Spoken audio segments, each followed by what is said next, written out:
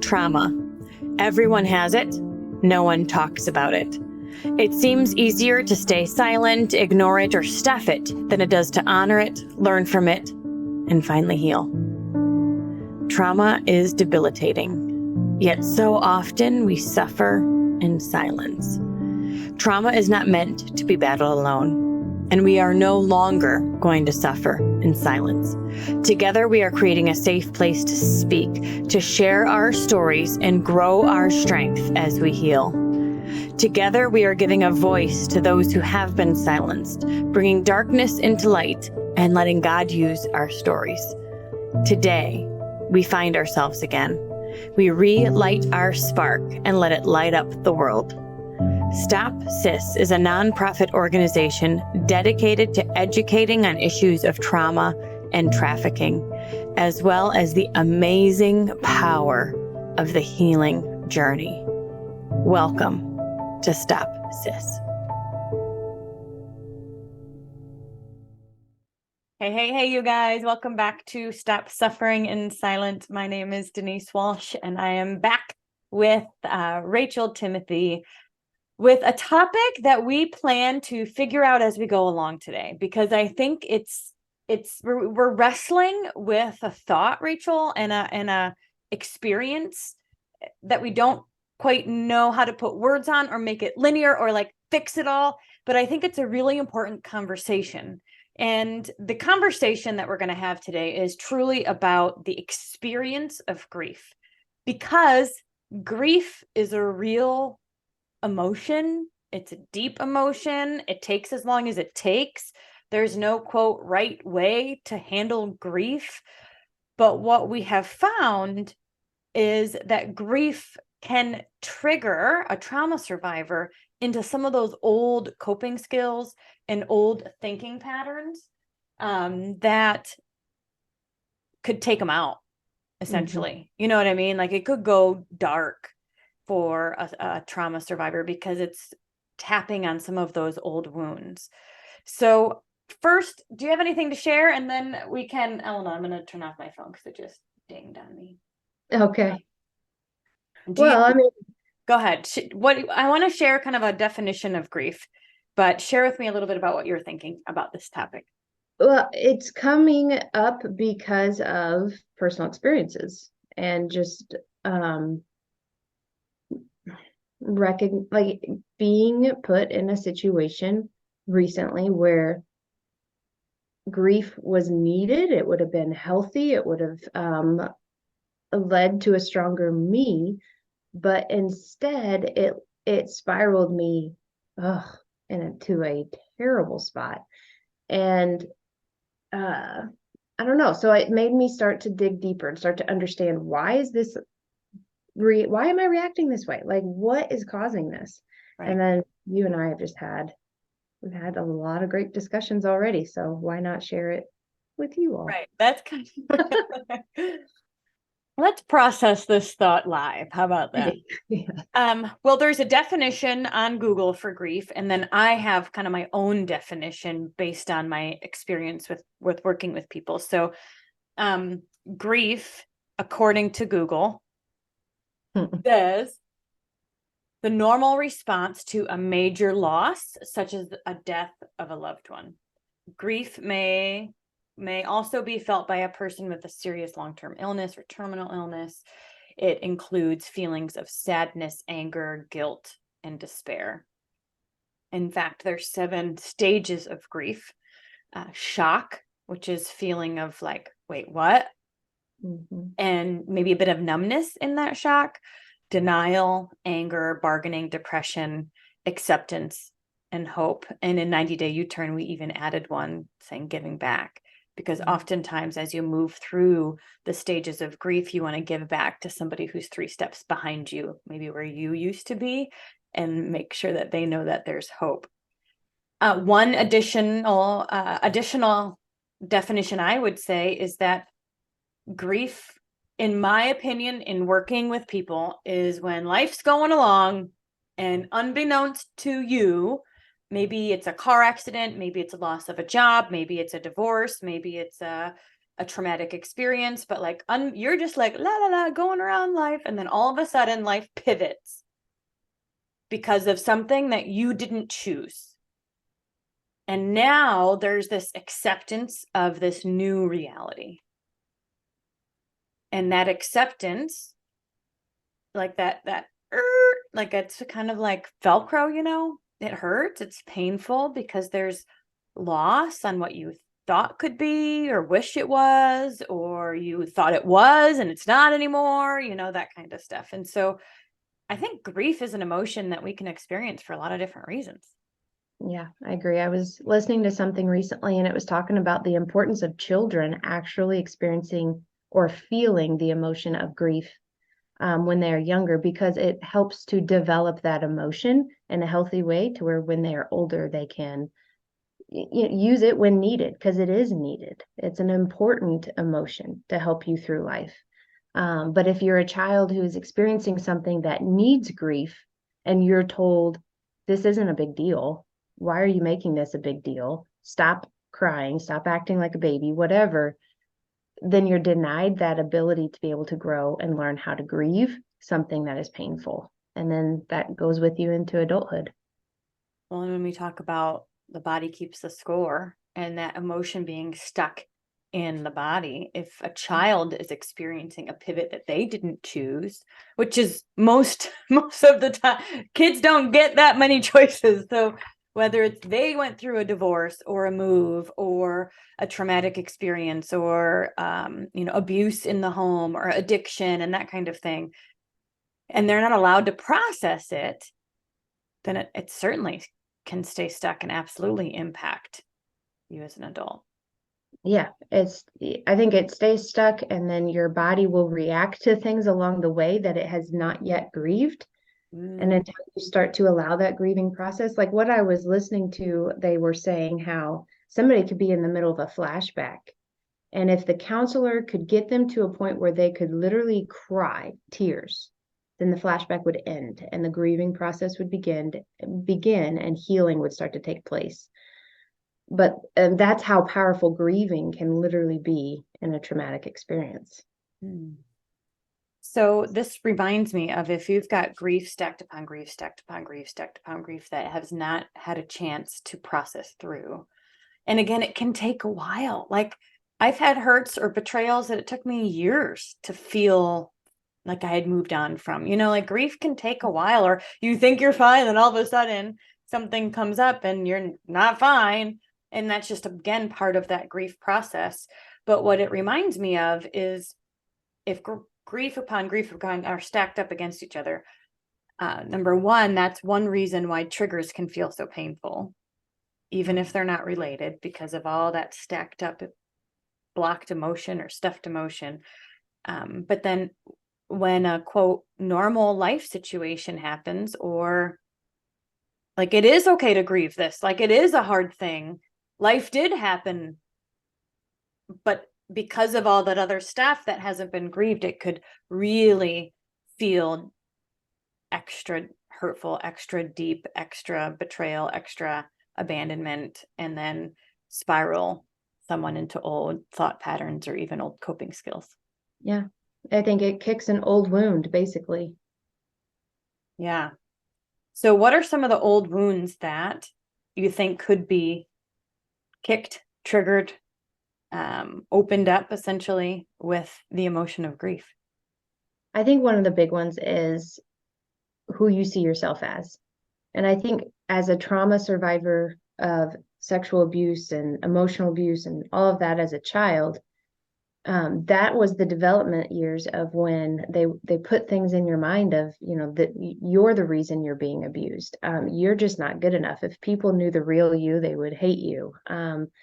All of these different terrible things were said to trauma survivors or to sexual abuse survivors as a child to keep them quiet, to keep them filled with shame.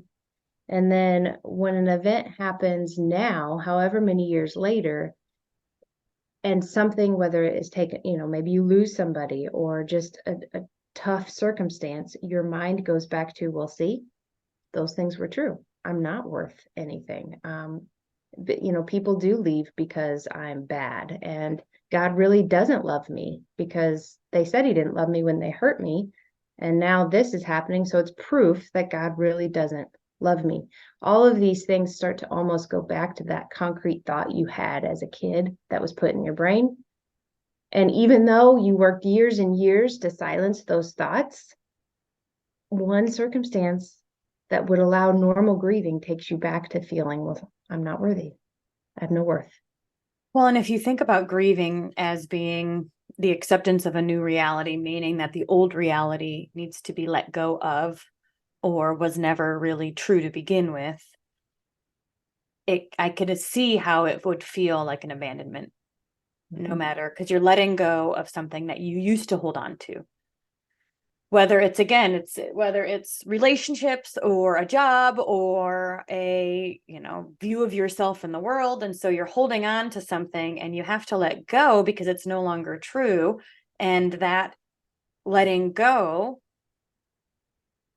my guess is it would spark that feeling of abandonment, which runs deep.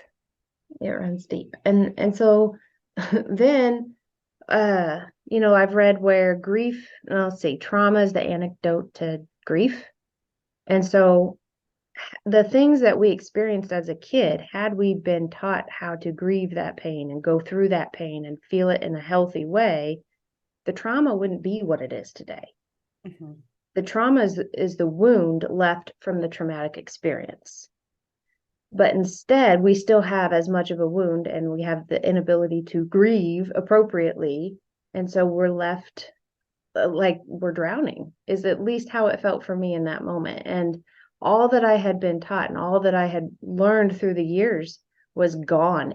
I was not thinking straight whatsoever. And it's those old thought patterns took over. And it was scary. They say that when, you're a kid, or really, I guess, a human, right? And something bad happens. There's the whole old saying of bad things happen to bad people, right? Good things happen to good people. So when a bad thing happens to a child, it's very easy for them to internalize that and say, if a bad thing is happening to me, then I must be bad. And that's where the shame comes in, saying, I deserve it, or I caused it, or I did something, or etc. Right? So when that shame is triggered as an adult, then again, instead of grieving the loss of something or someone, you're pointing at you and saying, I must not be worthy. Is that right? Right. Yeah. So, like, you have these outside circumstances that everybody and anybody goes through, but you internalize it and say it's because I'm bad. It's an internalized way of viewing a circumstance instead of just grieving it as it is. You internalize it and say, this is all because I am bad, just like they told me when I was a kid. Right. Well, and then that turns on the black and white thinking, all or nothing thinking. That turns on catastrophizing. That turns on all of these thought traps that take you down that roller coaster road of crazy town. Thanks, Denise. Is that a good way to put it? Crazy town. We need shirts. Getting off the crazy town roller coaster. Yes.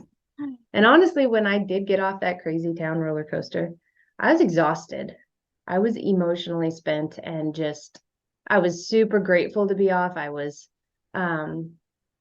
thankful for all the grace that I received from the spiraling, because when you spiral, it's like a tornado. It doesn't just affect you, it affects so many people.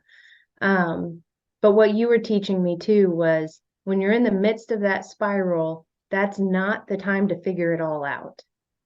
That's the time to get out of the spiral first. Yeah. You can figure it out later. Well, because you kept going, why do I feel this way? What's going on? What does my inner child need right now? And I was like, let's get you out of this emotion. And then we can look back and reflect and figure out how you got here. But pointing again the finger at yourself and trying to figure it all out in the midst of those catastrophizing thoughts, all or nothing, shameful type thoughts, is not going to actually most likely bring you to a correct conclusion anyway. That makes sense. Yeah. So in that moment, it's not about processing it or figuring it out. It's about using your skills. So how did you eventually get yourself out of the pit? Um, I'm trying to think. One of the things I did was I did start to, I did the opposite of what you said. I started to research and try to figure out why my brain was reacting the way that it was. And then when I saw that there is a reason, then it was like, oh, okay, maybe I have a way to get out of this. Like it gave me a little bit of footing, I guess, to just have words to put towards it and to not. It's scary when you spiral and you don't know why. Because then I started going to, was I triggered? Was I like all sorts of things. But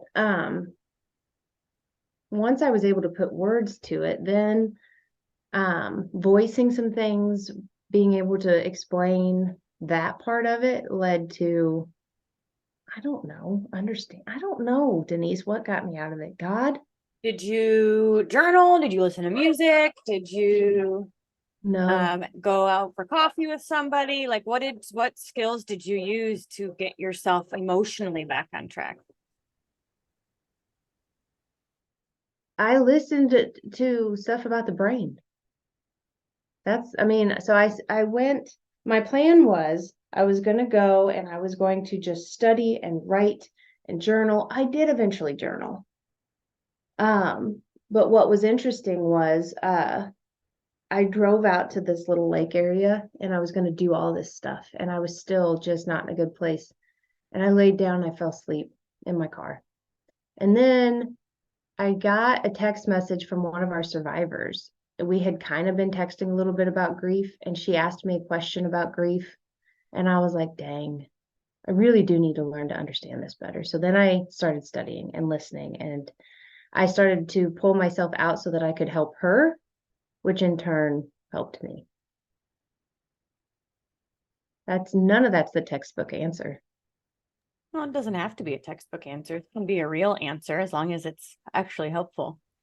Yeah. And I think that learning about the brain is different than you internalizing it yourself and saying, why did I XYZ? Why did I, because that's what's not helpful. Learning about the brain is getting your mind on something else and making it a bit more productive. Yeah, I guess so. I think you're right. Now, what I would have learned from this and want to do differently next time is recognize the spiral as soon as it starts. When I started to change my thoughts towards myself just slightly, start to believe those old things that were said to me just a little bit, instead of taking those to God and putting the truth over them, I let them sit there and grow and grow and grow until the spiral was out of control. Like at that point, it was out of control. So what I want to do from now on is catch it in the beginning. And ironically, this morning or last night, I had a really bad nightmare. And I woke up and I could start to feel myself doubting my self-worth again. And so then I started thinking, no, no, no, what tools do I have to combat that? And one of the things that I did this morning that really seemed to help was to start to list all the things I'm grateful for. And that reminded me of, I don't know what it did. It changed everything. It changed the way my body felt, the way that my mind was thinking. And I've had to do that twice so far today. But also giving it to God and saying, I don't want to believe this because I know it's not true, but I need help because what I just experienced in my nightmare, it leads you to believe differently. And if we were to, so now that you're feeling better or in a more kind of neutral space, now we can go back and say, oh my gosh, these thoughts actually started weeks ago. Yeah. And I think that's where we can say, okay, so it wasn't like a day and now all of a sudden I'm spiraling. It was like, actually, I started going down this path a few weeks ago and it just took a bit of time. And now I'm like in the midst of a pit. Yeah. So catching your thoughts, taking your thoughts captive and catching them early in the process and not letting it just be what it is, Yeah. And for years throughout this whole journey of healing, that scripture that says take your thoughts captive or whatever. I thought that was just fluff. I didn't see how that was possible. But since doing 90-day U-turn and gaining more tools, it has helped me to realize you can take your thoughts captive and throw something else at them to change how you feel, how you think, how you react, which gives you the control that you've been missing since you were a kid. That gives you your ownership back. Yes, yes. Mm-hmm. Now, there's two things you can do in the midst of a pit. So one is to take control of your thoughts, right? Take them captive, retrain your brain, like focus on, actively. This is not just a gratitude list. This is you are writing it down. You are speaking it out loud. You are actively engaged in this process. Yes. The other thing that you can do is act differently. So the behaviors. So if you want to go sleep, go to the park with your kids. Mm-hmm. Go, like do something different. And so sometimes we wait till we feel better to take different action, when really we need to go for that walk or take a bike ride, listen to music, journal, take a bath, call a friend, like all of the healthy coping skills. We need to do that now to help us feel better too. So we don't need to wait to do those things. Doing those things will actually help us get out of the pit faster. And is that a form of reparenting yourself? Like, it just reminds me of a kid saying, "No, I don't want to do this healthy thing," and the parent saying, "No, we're doing it." In a way, your body is saying, "I want to go to sleep," and you're saying, "No, we're going to the park." Mm-hmm. Yeah, because if you were to pro and con going to sleep versus, and there's times when you need to sleep, right? We're not saying all or nothing. We don't live in an all or nothing world. We live in a both and world. So sometimes you do need to sleep and sometimes you need to go for a walk. And so it's asking yourself, what do I really need right now? And if I'm feeling depressed, it's because I need connection. And so let's go find connection. Yes. If my body's tired, that's one thing, but oftentimes we kind of just put, the blanket over our head and wish the world away and nothing really changes. And then we wake up feeling worse. Yeah. I heard a quote that said, "You can allow your life to be defined by the visions of the future or the memories of your past." And so that was empowering for me to remember, because we do this a lot with 90 day. And when we're not in 90 days, sometimes I get out of the habit, but to sit down and visualize yourself 10 steps ahead, 3 steps ahead. Not even some of it can be what you're doing, but even how you're feeling and, who you want to be. And when you start to picture that, your body reacts in excitement and you feel better. Yeah. Yeah. So next time you start to notice stinking thinking thoughts, it's the only best way I can describe it. Totally fine. What can you do to capture that and actually take that thought captive and actively start choosing a different thought? I believe calling it out. This is a lie from Satan. This is not the truth that God has shown me. God has shown me time and time again, this is not true. And then showing, like maybe saying out loud or writing down ways that you can combat it with gratefulness of things around you that prove it not to be true. You have this relationship and that relationship and this circumstance and that. And then don't allow your feelings to be based off memories in the past, but let them lead you to a brighter future. And so I would start visualizing. We have in 90 Day U-Turn a whole week about thought traps and how to turn them around, and like all these questions you can ask yourself to take you through this thought of what am I thinking right now? How does it make me feel? How much do I believe it? And then you can go through all of these questions that will help you to think of what other options are there? What other possibilities are there? What is true? What do I want to be true? And what's the worst thing that could happen? What's the best thing that could happen? All of these different questions that will help you to evaluate that thought. Because again, a thought is just a thought. It's not true. It doesn't have meaning until we give it to it. And so working through that paper, and then the more you do it, the more you memorize it. And then, you don't have to like whip it out every time, but you can just start working through it. Yes. But that was another big thing you shared with me is the meaning that trauma survivors put behind grief is different, is not healthy. It's again taking you back to your old abuse instead of the meaning of this is just life. This is what everybody goes through. This does not define me. You have to change the meaning of the circumstance to grieve it in a healthy way. Yeah. I think oftentimes I get this a lot. Like, oh, this upset happened. That must mean I shouldn't go after my goals. Or this upset happened. That means I should quit. And you're like, no, actually, it's just life. Doesn't have to mean anything. It's just part of life. And so I think we can overthink. We can I want to say over spiritualize. And what I mean by that is like making meaning out of something that's just part of life. Yeah. Yeah. Yeah. Go ahead. No, keep going. Well, I was going to say this, the over spiritualizing it, I think is sometimes this is the way that Granny explained it to me. We give Satan way too much credit. We live in a fallen world. We live where things happen. And yes, it is a part of Satan's hand, but let's not give him any credit. Let's just focus our eyes on God and the good that can come from each situation. Yeah. Yeah. Agreed. So grieving is okay. Having those emotions are okay. Like it's a part of life, and everybody has experiences where they have had to go through that. But it's finding a way to do it in a healthy way without hitting rock bottom that we want to make sure we give tools for. So, in my mind, I think, and from what I've read too, grieving is essential from our healing, essential part of our healing from our abuse as a child.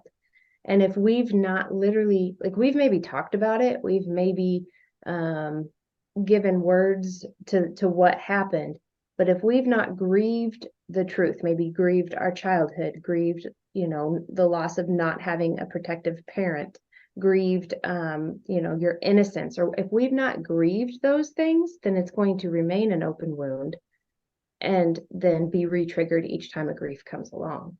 And so healing is not just vocalizing what happened, it's truly grieving the pieces that were hurt, but then giving yourself a chance to grow from that. So we would say it is emotions, allowing yourself the space to cry, getting those emotions out of your body. It's writing. Oftentimes it's writing, like, what is this loss that I have? What do I wish it was? Like, it's okay to get that out of your system. What do I wish were true, but it's not true? And then come to some sort of resolution, which means the truth is, this is what I'm kind of dealing with right now. And I'm going to focus on creating a future that I want. And this is why inner child work is so important.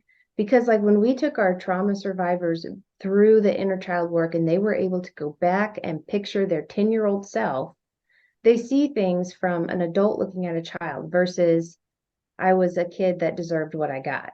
Doing that inner child work helps you tell that child, like you would any child, this was not your fault. And that's where the grief can take a healthy role instead of saying it was your fault and grieving the wrong things or accepting the wrong things. Right.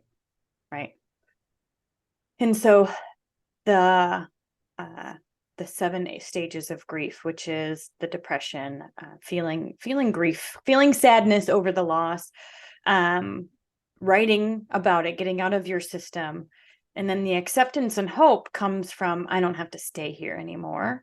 And my life can be beautiful, even in the midst of the struggle. Yeah. I think another good thing too is to put yourself in a community of people who understand the grief and who allow you to grieve. Because I think a lot of trauma survivors, the reason they have the trauma, like I said, is because they didn't grieve as a kid what was happening. Maybe they would cry. We have so many survivors who crying is a trigger because they would be punished for showing that emotion. And so being around people who allow you to cry and express and share is super, super important in the grieving process. Don't be around somebody who's shutting you down for feeling something that's hard. Right. Do you think that sometimes people are afraid to allow themselves to start crying or start feeling because then they're afraid they won't stop? Yeah. Well, and I think it goes back to, well, what will this tell me about myself? What will this say about who I am? Will this go back to what I think that's a fear because it's all connected. Yeah. So if we finally kind of go down this path and allow ourselves to feel and grieve and be sad, we also need to catch those stinking thinking thoughts when they start taking us to the place of shame, because we know that's not true ever. Never true in the history of the earth, ever. And so that's why doing it alone is not recommended. Correct. Being in a community, I mean, that's why therapists are important and counselors are important and groups like this are important. So you can give yourself the space to feel these raw emotions, but not hit a rock bottom and because of it. Yeah. And I think looking back, like having this experience, even though I hated it, do not like it whatsoever, it opened my eyes to, I got a lot more work that needs to be done. I got a lot more, come a long way. I'm not bashing myself in that sense, but I still have a lot of open wounds that need grieving. Mm-hmm. And so you created a tool that you are going to use yourself because you thought this would be helpful. But then also we thought, hey, let's put it on the Stop SIS website as a resource because it certainly could be helpful to others as well. Yes, and I'm still putting it together. I'm still learning a little bit, and so I don't want to put it out just yet. But probably by the time this comes out, I'll have it online. But it's a morning check-in. Goodness, when I was at Selah House for the eating disorder facility, we had morning check-ins, we had evening check-ins, and they were, not the funnest thing in the world, but they were important. I'm not gonna lie. And so this is a morning check-in, and basically I have a list of questions to ask yourself to like, do I feel like I have worth right now? Do I feel like I am loved? Do I feel like I am confident? And you answer all of these honestly, because for me, it changes day to day still, and it shouldn't. My life should be defined on Jesus, and that should be it, but I'm getting there. Yeah, well, and I think like so is the rest of the world. Like nobody's perfect. Well, thank you. But my hope is that based on this and the questions, and then you can kind of categorize it on this spiral that helps you see where you're at. You're going to be able to catch it before you get to the pit. Like you're going to be able to see those thoughts that are starting to cause a spiral, catch it, and then we're going to have tools for you to do to bring yourself back out of that. Yeah, because the coping skills are the things that will help you feel better. Or like you said, using the skills, it's not going to change everything overnight, but you're going to wake up not deeper. How about that? How about Like, that? even Exactly. if the things don't go from like 0 to 10, but what if they don't go lower? Like that's a big deal too. So the coping skills that will be on this list are things to use when you start noticing your thoughts spiraling, catching your thoughts, but then actually, and also doing the actions will help you to like get back on track faster. Yeah. So like this morning, I woke up and I was a little bit lower than I was yesterday.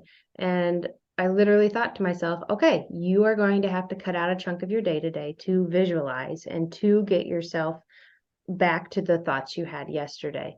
And that's kind of what this is for. You then prioritize your mental health. You know, what's fascinating is I'm in a business coaching group, right, for my business. And so they talk about setting aside a half day a couple times a month, if not every week, to work on yourself to be the best version of yourself so you can be the best in your business. And part of what they recognize to do is imagining yourself 3 steps ahead, imagining your business 3 steps ahead, imagining your thoughts and your emotions and your family and all of these areas of life as though your goals are already achieved. And they really preach it. They say sometimes you got to work on marketing, generating leads, all this stuff. sales calls, whatever. But sometimes you got to level yourself up. And at the end of the day, they got to match. So I think it's fascinating to see that this is certainly helpful for trauma survivors, but in reality, this is something that everybody really should do, even though I don't believe in shoulds, but this would be helpful for everyone, no matter where they are in life. Because if we're not growing, we're stagnant. And if we're stagnant too long, we're going backwards. And so I think no matter if you're specifically dealing with a specific grief, or you are feeling stuck, or you're a survivor yourself and you want to catch these spirals before they happen, I think these are tools everybody can use. Yeah. Agreed. Amen. Not to mention, almost everybody has some form of trauma. Yeah, for sure. And grief, what's fascinating about grief too, is that oftentimes we think of it as being, a loss of a person because of a death. But there's a lot of things that can be hard in our life that would evoke this and trigger the emotion of grief. And so giving yourself the space. Grief is grief. It's a real emotion, and it takes as long as it takes. So you don't want to feel guilty about having grief. All of that just kind of compounds the spiral. But you also don't want to stay there all day, every day. And so you're allowed to give yourself an hour to but then put something on your calendar and get back in the game. And maybe you do that for a season. Maybe I know that when I was going through a hard time, I had a counseling appointment every day, 5 days a week. And I would go there and I would cry and I would let it go. And I would still make it to my sales calls or my team events or whatever at night. And it was kind of a bit of compartmentalization, but I couldn't live in that craziness all day long either. Yeah. Wow. That's awesome. Yeah. So I don't know. I just think it's a both and world, right? So you give yourself a space to grieve, but you don't stay there, because then that takes you into the deep depression. And sometimes that's when you need community. Yeah. Let them know, hey, I'm about to step into this for a second. Yeah. For an hour. Maybe check in with me half hour after that to make sure I'm doing what I told myself I would do. Yeah. Yeah. Schedule dinner dates, lunch dates, coffee dates, walk dates, get things on the calendar with friends. Give yourself appointments so that way you stick to it, because you're more likely not to cancel on other people, right? So it's again, we're kind of taking responsibility and putting our putting accountability in our life on purpose. Yeah. So grieve. Go ahead and grieve. Allow yourself to grieve. Just do it in a healthy way, and don't let it define who you are. Amen. All right. Well, you guys check out stopsuffering.org and the resource. Sorry for Jax. There's a car coming. It's okay. There's nothing I can do. It's totally fine. So if you go to stopsuffering.org, under the resources tab, you'll see tons of different resources we've created over the past year, but also the new one about the grief spiral. Oh yeah, that's a good way. I don't know if that's what it's called, but I like it. Yes. It was funny. We were talking before, and I was saying to Denise, man, it's so ironic that a tornado is the shape of a spiral. And she looked at me and she goes, yeah, that's on purpose. Probably in a book somewhere. Some psychologist thought of that several decades ago, but it is. Yep. No new thought here. All right, you guys. Well, we hope that we've given you permission to grieve and permission to stay healthy when you do so. Live your life and do the best that you can, because life happens to all of us and we're all on this journey together. So if you are interested in gaining support on your journey and you want to join 90 Day U-Turn or our trauma program, check out stopsuffering.org. You can join the wait list for that. And you can purchase the trauma program at any time and join our Reflecting Ownership Facebook group. All of those are resources for you. We also are adding some resources about nurses and hospitals and how to, like, if you are in the helping professions and you want ideas for how to best support trauma survivors in your profession, we just did a talk to nurses and created some resources for them as well. So lots of things are happening over here at Stop SIS. We've got speaking engagements, and we're working with another round of 90-day U-turn now. So if you are interested in learning more on what we do, or potentially being a granny or a prayer partner, reach out, let us know, and we'd love to connect you. So anything you want to add? I think that's it. All Sounds right. really Oh, let me end with an I declare. Let's see if I good. can. Jack's distracted me. Ooh, this is a good one. And I might have read this before, but I think this is a good one for today. Okay. I declare I speak positive words of faith and victory over myself, my family, and my future. Do not use my words to describe the situation. I use my words to change the situation. I call in favor, good breaks, healing, and restoration. I do not talk to God about how big my problems are. I talk to my problems about how big my God is. This is my declaration. And this is my declaration for you. Have an awesome, awesome day, and we'll see you next week. Thank you so much for listening to this powerful episode of Stop Suffering in Silence. If you are interested in booking Rachel to speak at your school, your church, or on your podcast, then please email openblindeyes@protonmail.com. If you are interested in sponsoring a survivor on their healing journey and would like to donate to Stop SIS, then please check out the link in the description box or show notes below, or you can email stopsis@protonmail.com. And finally, if you are currently suffering in silence, or you know somebody who is, whether they're dealing with a current trauma or one from the past, then we will always recommend that you reach out to your local resources and find a counselor that you can trust, because nobody is meant to suffer alone. Have an amazing week, and thank you for being here.